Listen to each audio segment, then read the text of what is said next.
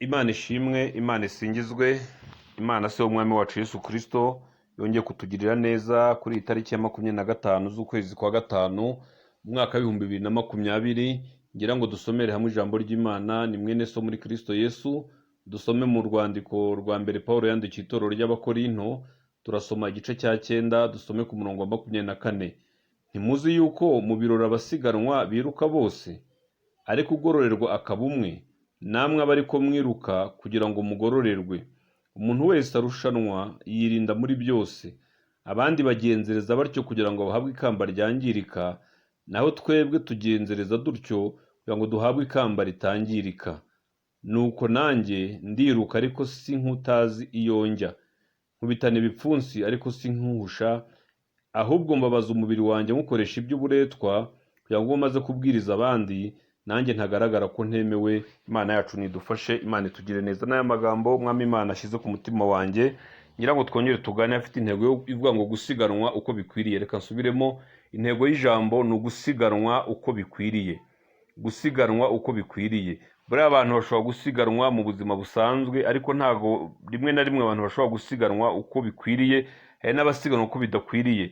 Natwe tukimara kwizera Kristo nk'umwami n'umukiza, twahise tujya muri competition cyangwa tujya mu irushanwa n'abandi.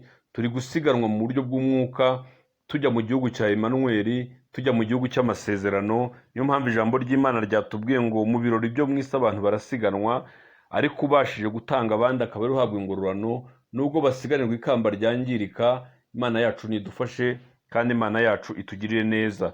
Gusiganwa rero cyangwa isiganwa rigira amategeko arigenga. Imana idufashe. Natwe mu buryo bw'umwuka cyangwa mu buryo bwa gikristo, iyo umuntu amaze kwizera Yesu Kristo nk'umwami n'umukiza, ubwo ababonye itike. Iyo amaze kwihana akamara kwizera Kristo nk'umwami n'umukiza, aba ahawe itike cyangwa ahawe uburenganzira bwo gutangira gusiganwa. Kuko ubonye umuntu mu nzira asiganwa atariyandikishije, niyo yaba uwa mbere ntashobora kugororerwa. Buri ikintu kibabaje, hari igihe umuntu yibwira ko ari gusiganwa, ariko mu gitabo cy'abazagororerwa atarimo. Icya mbere ni uko izina ryawe ribanza kwandikwa mu gitabo cy'ubugingo, ukihana ibyaha byawe, ukizera Kristo nk'umwami n'umukiza, noneho wamara kubyizera ugatangira irushanwa. Imana idufashe. Iryo niryo tegeko rya mbere ryo gusiganwa, kandi ugasiganwa neza uko bikwiriye. Icya mbere ni ukwihana ibyaha byawe, ukizera Kristo nk'umwami n'umukiza. Icya kabiri ni ukwambara imyambaro yabugenewe. Iyo umuntu ari gusiganwa agira imyambaro yabugenewe agomba kwambara. Ntabwo umuntu yajya gusiganwa ngo yambare kositime, ntabwo umuntu yajya gusiganwa ngo yambare inkweto z'abantu bakina umupira w'amaguru. Ahubwo gusiganwa bisaba kwambara imyambaro yabugenewe. Imana idufashe. Nasomye mu byahishwe barambwiye ngo iyo niyo mirimo myiza yo gukiranuka y'abera. Burya iyo umuntu amaze kwambara bigereranywa n'imirimo myiza yo gukiranuka y'abera. Buri umuntu uzasiganwa neza uko bikwiriye, twabonye ko icya mbere ari ukwizera Kristo nk'umwami n'umukiza, akihana ibyaha. Icya kabiri ni ukwambara imyambaro yabugenewe. Imana idufashe. Mu buryo bw'umwuka umuntu akaba yambaye, akaba yikwije. Icya gatatu ni ukuba umuntu afite amaso y'umwuka. Haleluya. Umuntu akaba afite amaso y'umwuka kugira ngo abashe kumenya icyerekezo ari kwirukiramo. Imana idufashe kandi Imana itugirire neza. Burya nubwo isiganwa ryaba ryerekera i Kigali, undi akiruka ajya ku Gisenyi, uwo nguwo bashobora gutekereza ko ari umusazi. Ahubwo isiganwa umuntu aba azi icyerekezo agomba gusiganirwamo. Imana yacu nidufashe kandi Imana itugirire neza. Niyo mpamvu ijambo ry'Imana ryatubwiye ngo umuntu akwiye kwirinda uko asiganwa, kandi umuntu akwiye kwitwararika muri byose, kugira ngo Imana ishobora byose ibashe kumufasha, ibashe no kumugirira neza. Niyo mpamvu ijambo ry'Imana twasomye ryatubwiye ngo umuntu wese arushanwa yirinda muri byose, ngo abandi bagenzereza batyo kugira ngo bahabwe ikamba ryangirika, nawe twebwe tugenda dutyo kugira ngo duhabwe ikamba ritangirika. Imana idufashe. Umukristo wamaze kwizera Yesu Kristo nk'umwami n'umukiza, icya mbere ni ukwihana ibyaha, akizera Kristo. Kabiri ni ukwambara imyambaro yabugenewe, ariyo mirimo yo gukiranuka y'abera. Icya gatatu ni ukuba afite amaso y'umwuka kugira ngo abashe kumenya icyerekezo aganamo. Nasomye andi magambo muri Yeremiya 12:5, harambwa ngo niba warasiganwe n'abagenza amaguru bakagusiga unaniwe, uzabasha ute gusiganwa n'amafarashi? Imana idufashe. Hano Yeremiya yandika yaravuze ngo niba umuntu asiganwa n'abagenza amaguru, ese uzabasha ute gusiganwa n'amafarashi? Imana idufashe. Ese niba ubasha gusiganwa n'abanyamubiri bakagusiga, ese igihe uzaba usiganwa n'abanyembaraga mu buryo bw'umwuka uzabasha gutambuka? Ndi kugira ngo tuze gusenga Imana, twinginga Imana, ariko nongere nkwibutse ko dukwiye gusiganwa uko bikwiriye.